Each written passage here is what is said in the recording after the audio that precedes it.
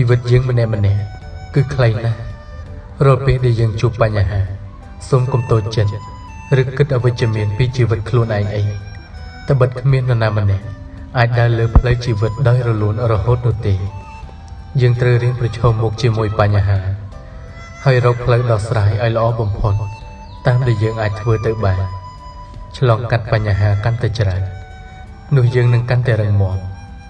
ផ្ទៃមេឃស្រស់ស្អាតគង់តែស្រអាប់នឹងព្យុះភ្លៀងជីវិតយើងតែងតែមានសុខនិងទុក្ខលាយឡំគ្នាជារឿងធម្មតាទេគ្មានខ្សែជីវិតនរណាម្នាក់ដែលល្អឥតខ្ចោះនោះឡើយ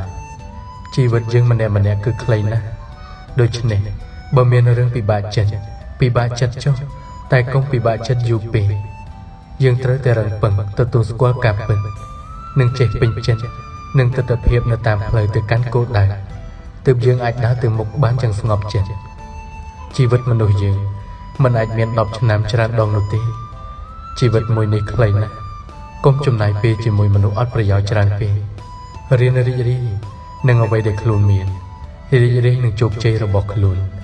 មិនចាំបាច់ល្អជាងអ្នកណានោះទេប្រឹងប្រែងឲ្យអស់ពីសមត្ថភាពទោះបរាជ័យក៏មានតម្លៃ